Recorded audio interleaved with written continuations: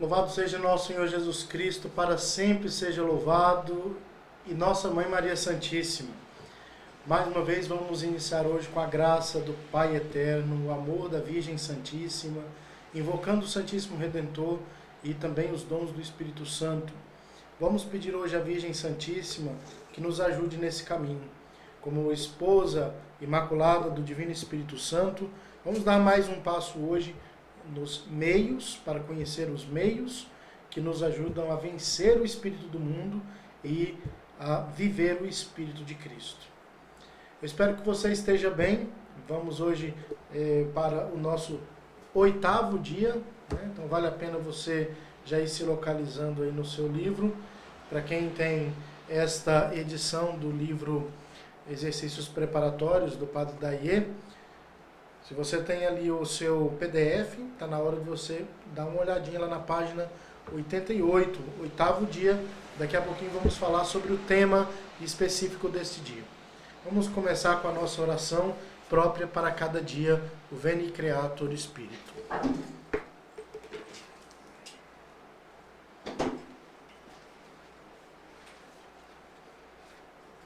In nomine Patris et Filii et Spiritus Sancti. Amém. Veni Creator Spiritus, veni mentes tuorum visita, imple superna gratia, quae tu creasti pectora, qui diceris Paraclitus, altissimi donum Dei, fons vivus inis caritas, et spiritualis unctio. Tu septiformis munere, digitus paterne dextere, tu rite promissum Patris, sermone ditans gutura. Accende lumen sensibus, infunde amorem cordibus, infirma nostri corporis, virtute firmans perpeti. Ostem repellas longius, pacenque donus protinus, ductore sicte previo, vitemus omne noxium. Per te ciamus ad da Patrem, noscamus atque Filium, teque utruisque Spiritum, credamus omni tempore. Deo Patre sit gloria, et Filio quia mortuis, surrexit ac Paraclito, in sempiterna saecula. Amen. Emite Spiritum Tuum et creabuntur, et renovabis faciem terrae. Oremus. Deus qui corda fidelium Sancti Spiritus illustratione docuisti, da nobis in eodem spiritu recta sapere, et Deus semper consolatione gaudere. Per Christum Dominum nostrum. Amém. Vinde, Espírito Santo, vinde por meio da poderosa intercessão do Imaculado Coração de Maria, vossa amadíssima esposa. Ave Maria, gratia plena Dominus tecum, benedicta tu in mulieribus, et benedictus fructus ventris tui, Iesus. Santa Maria, Mater Dei, ora pro nobis peccatoribus, nunc et in hora mortis nostre. Amém. Nossa Senhora do Bom Conselho, rogai por nós. São José, rogai por nós. Santo Afonso Maria, rogai por nós. São Martinho, Papa e Mártir, rogai por nós. Em nome de Patris et Filii et Spiritus Sancti. Amém.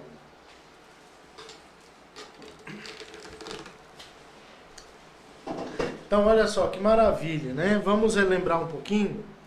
Você que está fazendo esse caminho juntamente conosco, quero mandar um abraço para todas as pessoas de boa vontade que estão buscando mesmo viver essa caridade de amar a Deus mais pelo meio que Ele mesmo escolheu, que é a Santíssima Virgem, o meio para o qual vão ser conduzidos ao seu Imaculado Coração, ao seu ventre materno e conhecermos Jesus.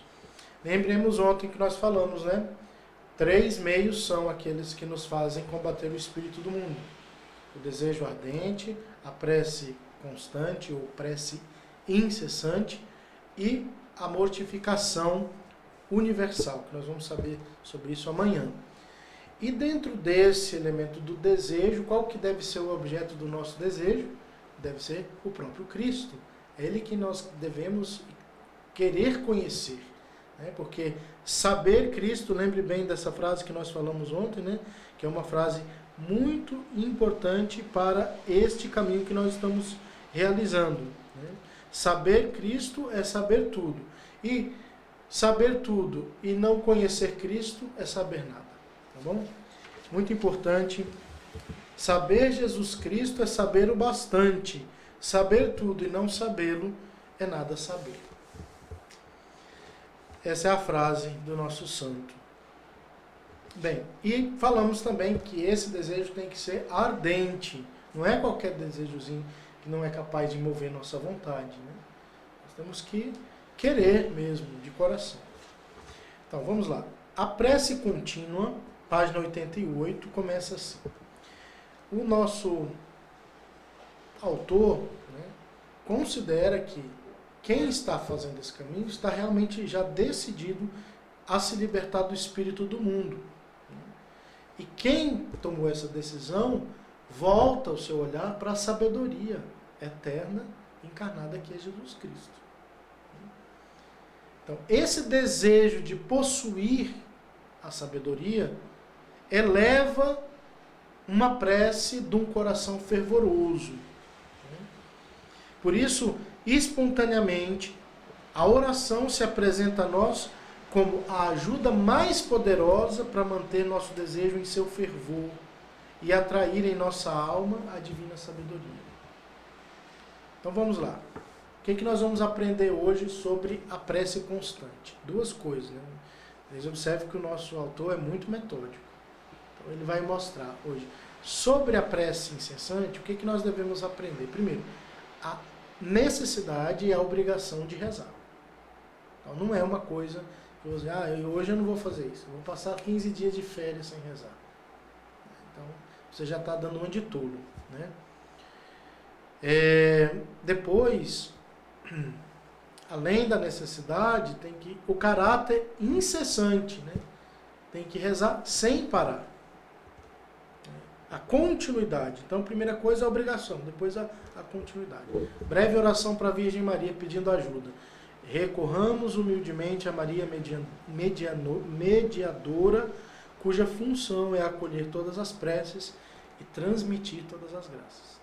Ela é, né, como diz o próprio São Luís, Deus reuniu todas as águas e chamou o mar, e reuniu todas as graças e chamou Maria. Esse belo nome. Então, esta represa de água, de graças, né? E depois aquela que é responsável por nos transmitir essas graças, por distribuir as graças de seu Filho. Então, é preciso pedir a sabedoria divina. É a primeira parte do nosso assunto de hoje. Observe bem. Quanto mais um dom de Deus é grande, mais é difícil obtê-lo. Que preces, então, e que trabalhos não exige o dom da sabedoria encarnada, o maior de todos os dons de Deus? Olha o que diz o livro da sabedoria. Pedi, aliás, o que diz a sabedoria no Evangelho de São Mateus. Pedi e vos será dado, buscai e achareis. Batei e abrir-se-vos-á. Aqui, claro, tem essa insistência que já está muito, muito clara aqui, né? Mas ainda o nosso foco não é a insistência. O nosso foco é a necessidade, a obrigação de rezar. Porém, está muito claro assim, alguns elementos da vida espiritual. Os padres da igreja sempre expressaram. O que é esse bater que Jesus ensina? É a meditação. É você se esforçar para bater na sua memória, no pensamento, com a palavra de Deus, com leituras espirituais, até que essa porta se abra. Insistência.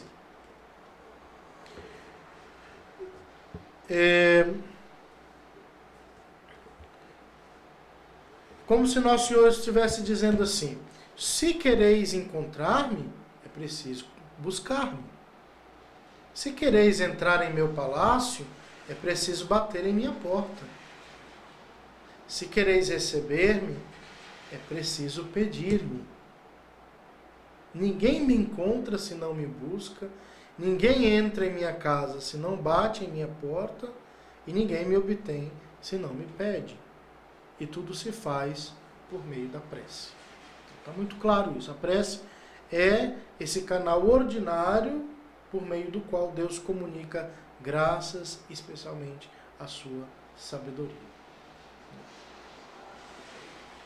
Outra coisa importante, né, que ao mesmo tempo que ele olha para a pessoa humilde, nosso autor fala também que Deus resiste ao soberbo.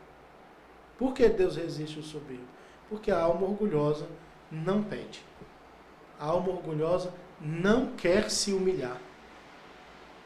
O amor, por sua própria excelência, mantém sobre seus olhos aquela mesma venda, né, no sentido de tapa-olho, que Lúcifer usou e sopra em sua vontade o mesmo sentimento, aquele sentimento de falsa independência, né, que faz brotar de dentro de si o clamor, a exclamação: não me curvarei, não servirei, non serviam. Se é preciso inclinar-me para receber os benefícios divinos, não me inclinarei. Existe gente assim, em sua maioria, né? E às vezes tem gente que fala: mas eu não sei rezar, com essas desculpas farrapadas, né? Não sabe rezar? Aprende, né? Você não aprende a trabalhar para ganhar o dinheiro e pagar suas contas e colocar comida dentro de casa, né? Então, aprenda a rezar para nutrir sua alma, senão ela morre de fraqueza.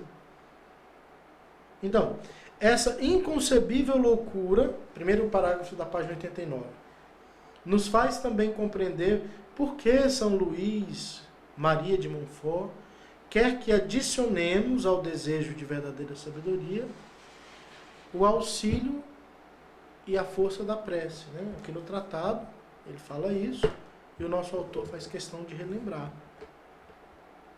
Porque, agindo assim, Deus nos liberta do orgulho, que é a manifestação mais evidente, mais obstinada do espírito do mundo. Ele encaminha nosso desejo pelo caminho da humildade, rumo à disposição e aquisição do maior de todos os dons de Deus, que é a própria sabedoria, Jesus Cristo. Então, se algum de vós necessita de sabedoria, diz São Tiago, apóstolo, peça a Deus, que a todos dá liberalmente e não lança em rosto, ou seja, ele não vai jogar na sua cara, né? Ser-lhe-á concedida. Notai de passagem, diz o padre, no caso São Luís Grignon de Montfort, que o Espírito Santo não diz: se alguém necessita de caridade, de humildade, de paciência, que são virtudes tão excelentes, mas se alguém necessita de sabedoria, pois pedindo-a, pedimos todas as virtudes que estão contidas nela e que ela deseja nos comunicar. Então, para ter a sabedoria é preciso pedir. E pedir não somente com espírito de humildade, mas com uma fé viva e firme. Aí entra outra questão, né? Importante. Uma fé viva, firme, que não hesita, que aquele que tem somente uma fé vacilante não vai obter essa sabedoria.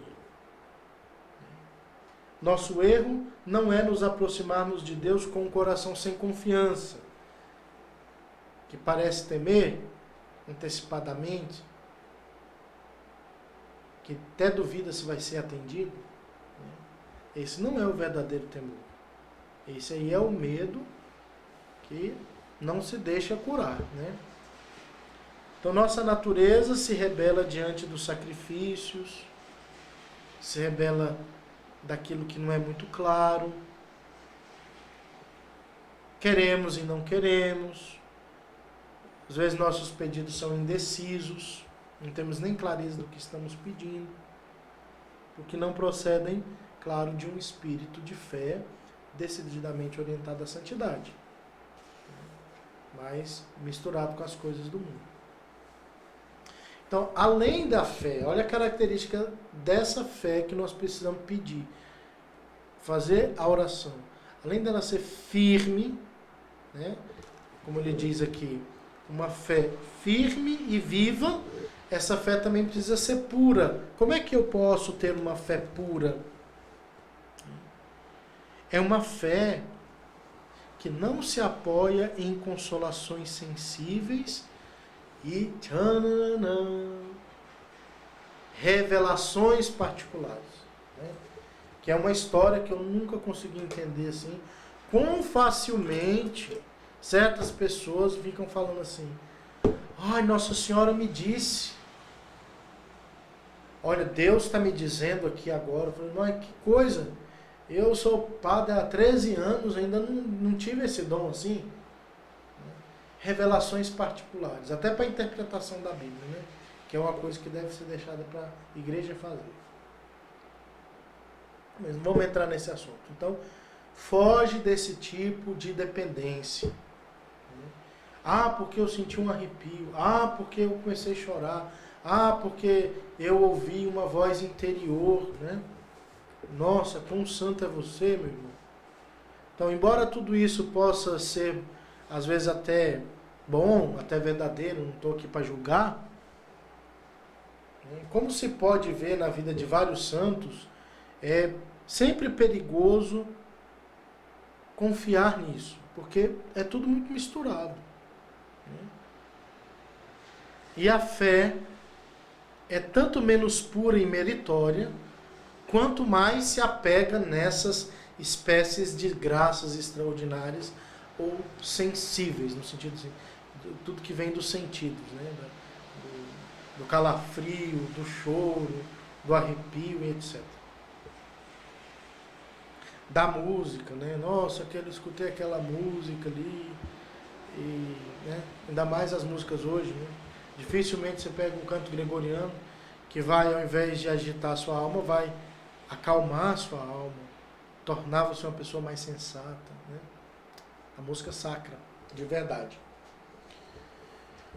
Então, o que o Evangelho nos fez conhecer dos exemplos e dos ensinamentos da sabedoria encarnada, os desejos que Cristo mesmo manifesta, por exemplo, de se oferecer, de se sacrificar por nós, e as necessidades que temos de Deus, de Cristo, de seus tesouros de graça, são já motivos muito suficientes e poderosos para nos fazer desejar e pedir tudo isso com zelo. Né?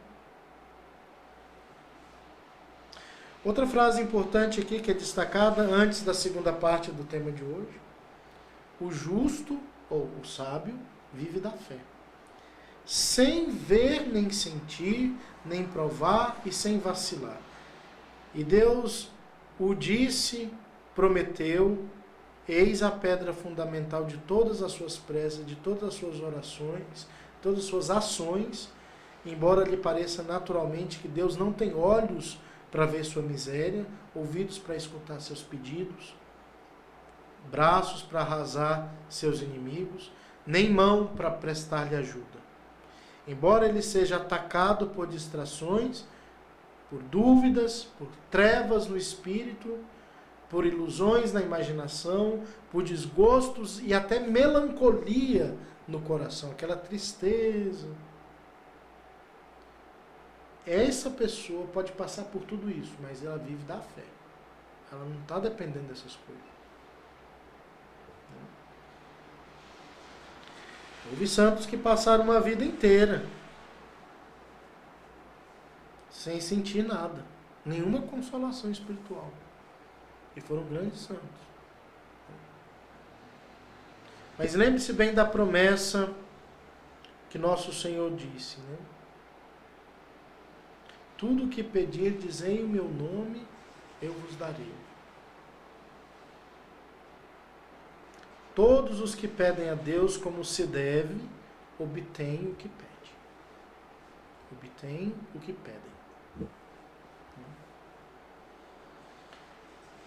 Rezemos: ó Maria, trono acessível da divina sabedoria, tornai meu coração ávido de possuir grande fé, grande dom de Deus, tocai nele as fibras de vosso espírito de oração, imploro vossa poderosa mediação.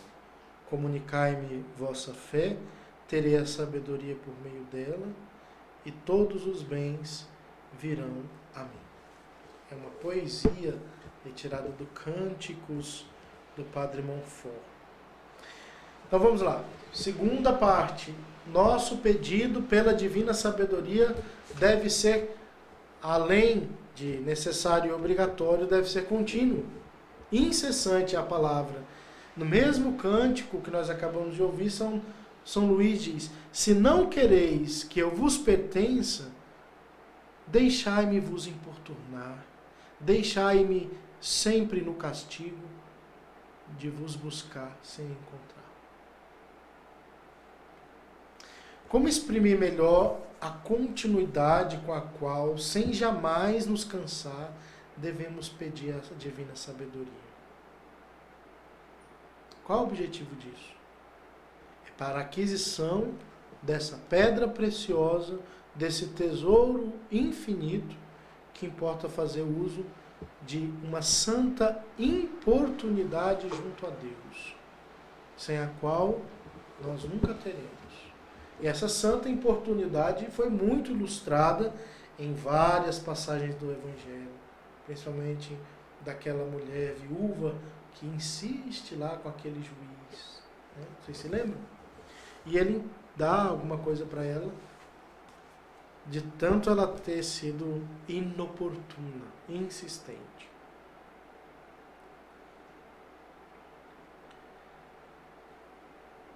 Aquele que deseja, quarto parágrafo da página 91. Aquele que deseja obter a divina sabedoria deve pedi-la dia e noite, sem cansar, sem se desencorajar. E 1000 vezes bem-aventurado será se obtiver após 10, 20, 30 anos de preces, e mesmo, talvez, 1 hora antes de morrer. E se a recebe depois de ter passado toda a sua vida a buscá-la, e a pedi-la, e a merecê-la por toda sorte de trabalhos, de cruzes, que esteja bem convencido de que não lhe é dada por justiça. A divina sabedoria não é uma recompensa, mas é uma obra da misericórdia. Como, por exemplo, uma esmola. A esmola não é um ato de justiça, é um ato de misericórdia. Não são essas almas negligentes e inconstantes em suas preces e suas buscas que terão a divina sabedoria. Não são elas. Serão aquelas que se parecerem com aquele mediante desculpa, estou gaguejando aqui hoje. Quem vai receber a divina sabedoria é aquele pela qual importa pedir.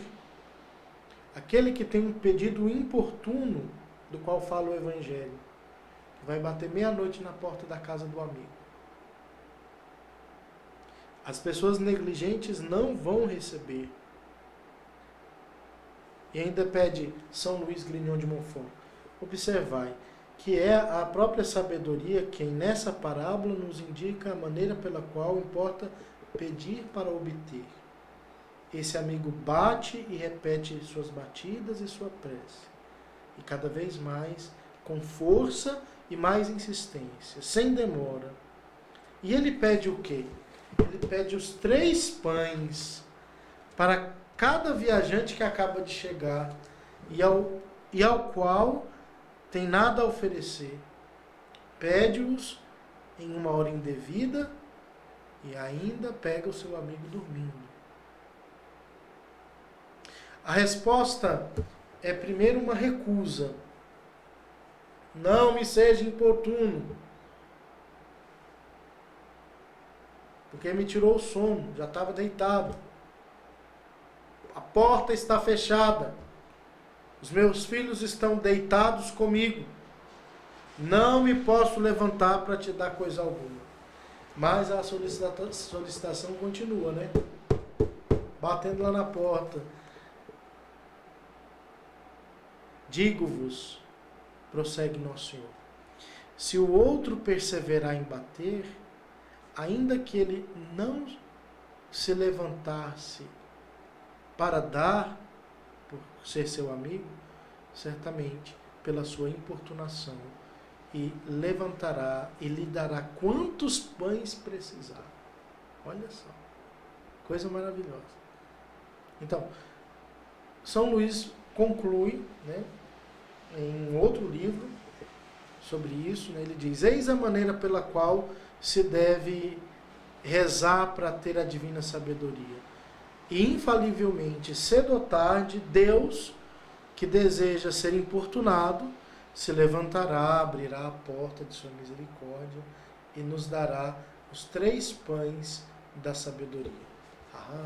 Então, olha só, de novo, né? Ele vai destrinchar quais são os 3 pães da sabedoria. Primeiro, lembre bem, quais são as 3 características da fé, né? Vale a pena a gente voltar lá um pouquinho. Primeiro, a fé que nós devemos ter para rezar deve ser uma fé viva e firme, uma fé pura, né? E uma fé, de fato, cheia de confiança.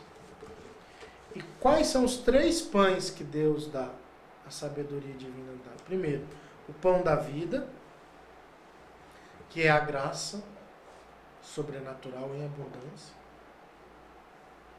A vida divina diretamente alimentando nossa alma com aquela seiva espiritual. Depois, o pão do entendimento, a inteligência, o conhecimento das verdades do Evangelho. E o pão dos anjos. Quem é o pão dos anjos? O próprio Jesus. Dado como alimento e fruição à alma no Santíssimo Sacramento. Então, uma fé firme, viva e pura para ganhar uma sabedoria com seus 3 pães. O pão da vida, o pão do entendimento e o pão dos anjos. Vamos visitar um pouco, como sugere aqui o nosso autor, a história da mulher cananeia, na região de Tiro. O Senhor havia se afastado da Galileia para escapar da fúria dos fariseus, página 92, terceiro parágrafo. Mas o nome que ele tinha ganhado, a fama dos seus milagres, já tinha chegado primeiro lá na sua frente. Então, logo soube da sua chegada, o que aconteceu? Uma mulher cananeia vai até ele, né, e grita: Senhor, filho de Davi, tem piedade de mim. Minha filha está miseravelmente atormentada por um demônio. Então, essa foi uma fé, aliás, uma prece transbordante de fé, muito semelhante àquela do centurião romano, lá em Cafarnaum. Ela chama Nosso Senhor pelo seu nome messiânico. Reconhece, pois, com isso, a sua divindade e o seu poder. No entanto, o que acontece? Nosso Senhor não responde, parece desatento, continua caminhando. Esse é o único exemplo desse gênero em todo o Evangelho. Ele que acolheu tantas outras mulheres culpadas, não foi capaz de se deter a esta, que é simplesmente desafortunada porque é estrangeira. São João Crisóstomo se espanta. Que novidade surpreendente! Exclama. Buscais as outras, e esta infeliz busca a vós, e a repelis, e a rejeitais. A cananeia, sem perder confiança, se põe a seguir Jesus, repetindo seu chamado à piedade. Até o ponto dos apóstolos se incomodarem e, já cansados de ouvir aquela mulher gritar, eles pedem ao mestre: por favor, conceda a graça que ela pede.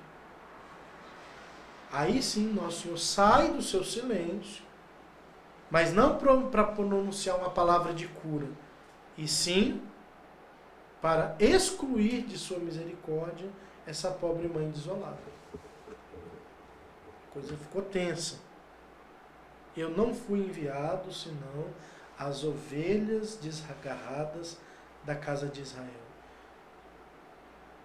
e não para as ovelhas estrangeiras ao meu redil. Agora, aquela mulher ficou nervosa, ficou desconcertada? Não. Aí sim que ela se aproxima mais de Nosso Senhor. Naquele momento em que ele entra numa casa, ela se joga aos seus pés e diz: Senhor, valei-me. E Nosso Senhor, mais implacável ainda, diz: deixa que primeiro sejam fartos os filhos, porque não é bem tomar o pão dos filhos e lançá-los aos cães. A pobre mãe assim responde. Ela não tem nenhum movimento de revolta, diz Santo Agostinho, nenhum sobressalto de dignidade ofendida. Com uma palavra admirável, uma fé que nada desencoraja, ela faz observar humildemente ao Senhor que sua prece é autorizada pela resposta mesma que ele acaba de dar. Ou seja, que já na própria palavra dura de Cristo está a palavra positiva. E ela se coloca lá. Olha só. Assim é, Senhor. Ou seja, eu concordo. Não sou digna de comer o pão dos filhos. Sou uma estrangeira. Mas vossa mesa é rica. Há migalhas que caem do chão, que caem ao chão. E deixa-se que os cachorrinhos da casa comam essas migalhas. Ah, Senhor, dai-me dessas migalhas. Nada peço além disto.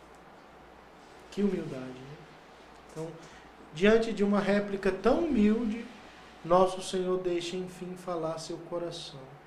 Ó mulher, disse-lhe com admiração, grande é a tua fé. Magna est fides tua.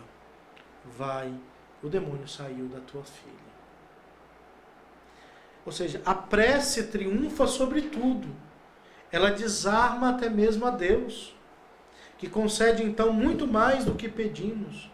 E nessa cena do Evangelho, o nosso olhar visa somente a cura da menina, né?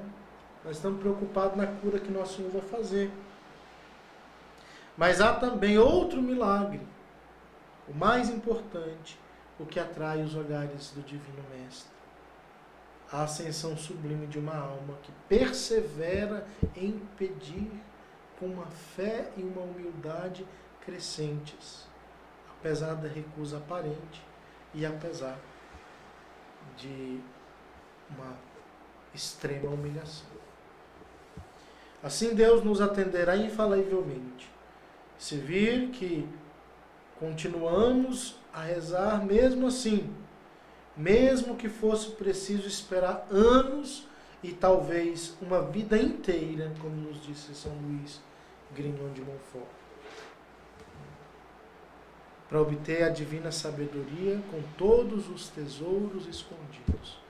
Vale a pena. A oração perseverante, manifestação de nosso desejo ardente, fará nossa alma subir a essas regiões espirituais onde não chegam os ruídos do mundo e de seus falsos prazeres. Bem, aqui vamos falar então de um determinado tipo de oração, a oração vocal. Vamos para a prática. Página 94, primeiro parágrafo. Então, quando São Luís fala da oração vocal, né? Pai Nosso, Ave Maria, as orações do seu devocionário, ele acrescenta a necessidade da oração mental, que se faz ali, no interior da alma.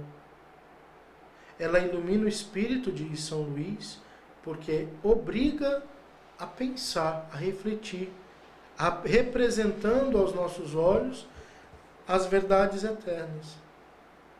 Representando, não. Ele diz aqui especificamente, reapresentando. Uma vez mais, pensar mais, aquele detalhe, como nós fizemos hoje. Né? Aqui é um tipo já de pensamento, considerações para uma meditação. Onde nós podemos até nos ver ali. A oração mental inflama o coração. Lembra lá? O desejo ardente. Por quê?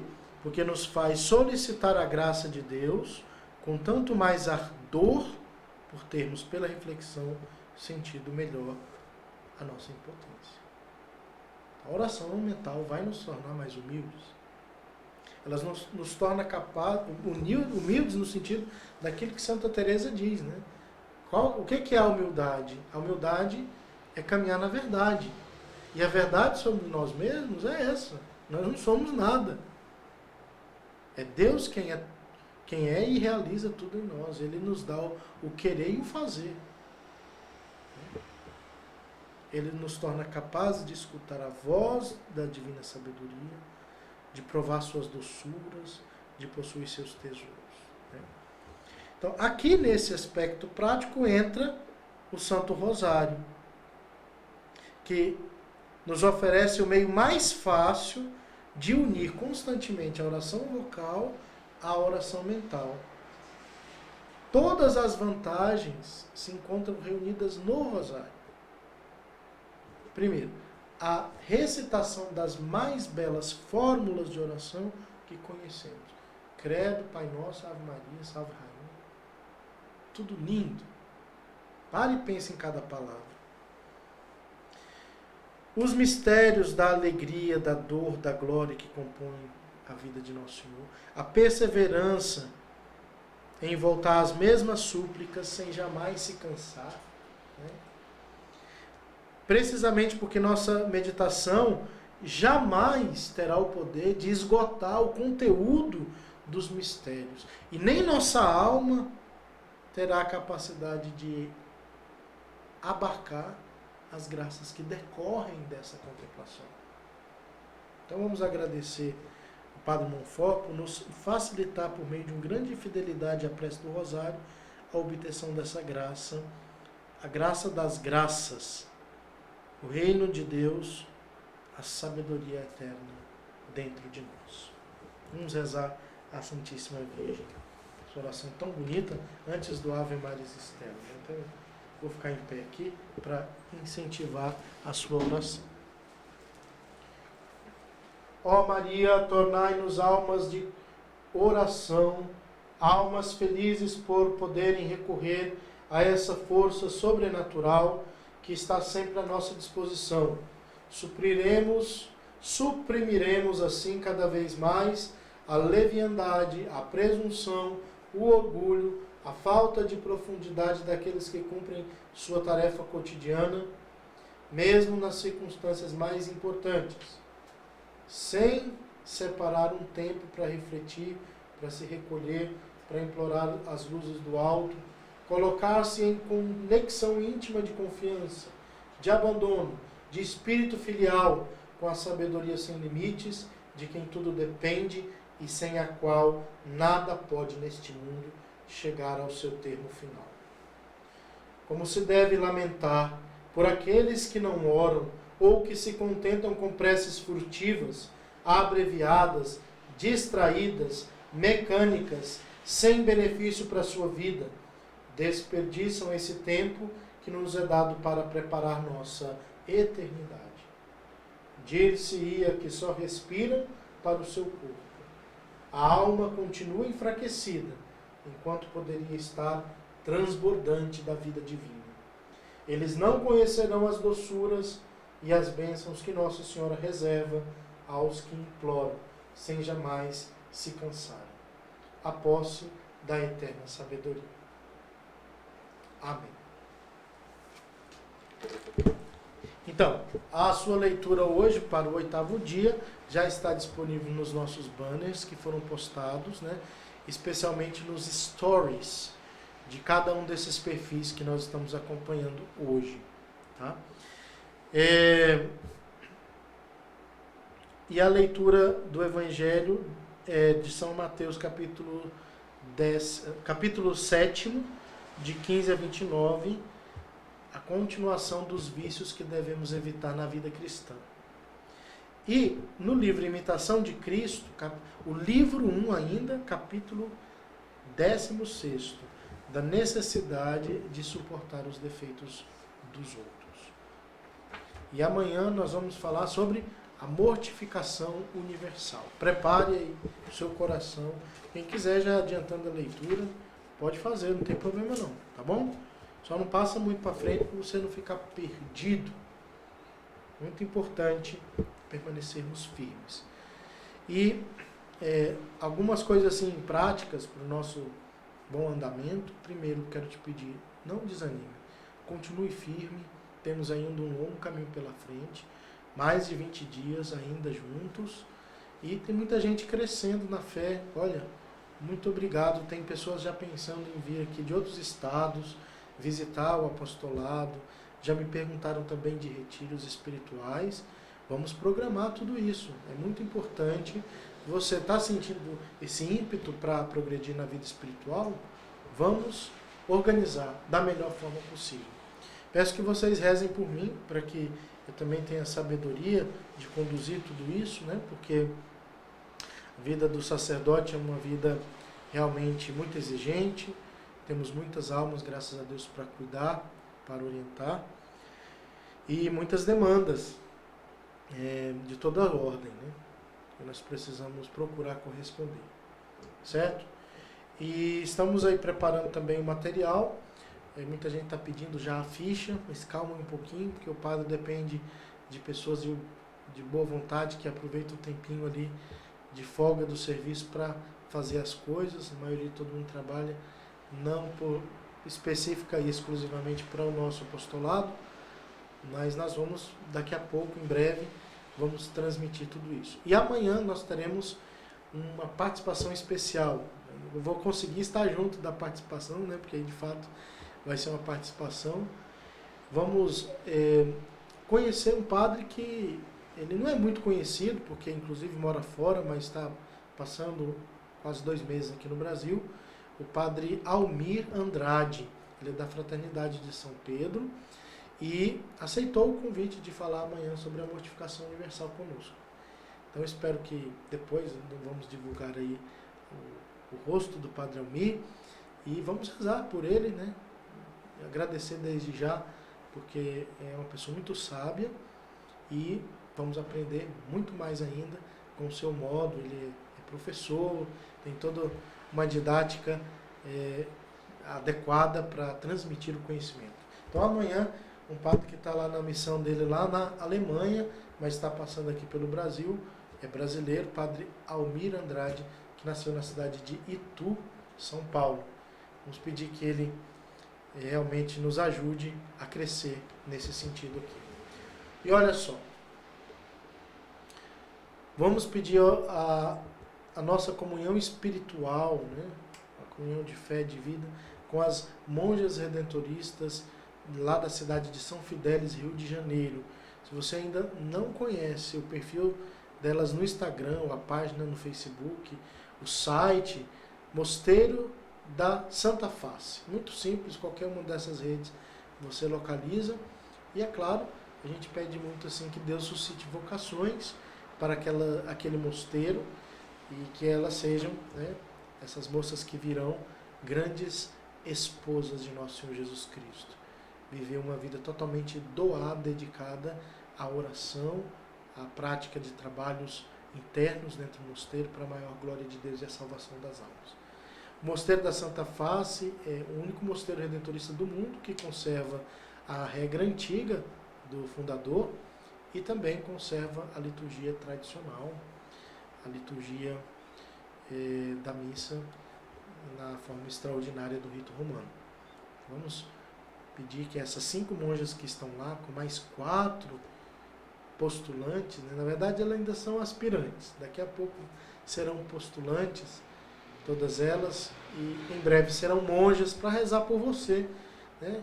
Ela vai rezar por você que nem sabe que alguém está rezando lá todos os dias, 5h15, 5h30 da manhã, me parece que é o primeiro ofício, cantado em latim, coisa mais linda do mundo, missa diária e uma vida tradicional. Deus abençoe, vou deixar uma bênção especial para você e muito obrigado.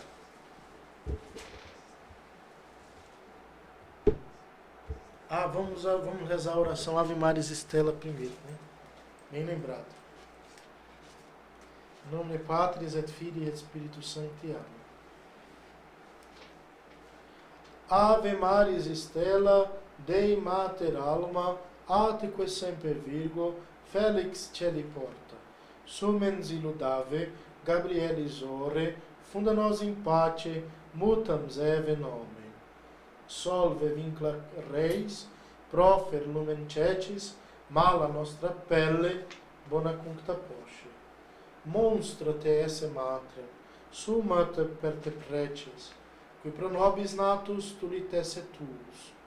Virgo singularis, inter omnes mitis, nos culpi solutos, mites facet castos. Vitam presta pura, iter para tutum, ut videntes Iesum, semper coletem. Sit laus, Deo Patri, summo Christo Decus, Spiritui Sancto, tribus honor unus. Amen. Dominus vobiscum, et cum spiritu tuo, per intercessione Beate Maria Virginis et omnium angelorum et sanctorum, benedictio Dei omnipotentis Patris et Filii et Spiritus Sancti, descendat super vos et manet semper. Muito obrigado, fique na paz de nosso Senhor Jesus Cristo e não desanimemos. Vamos ficar juntos até 8 de dezembro, a nossa bela missa de consagração à Santíssima Virgem Maria. Até amanhã.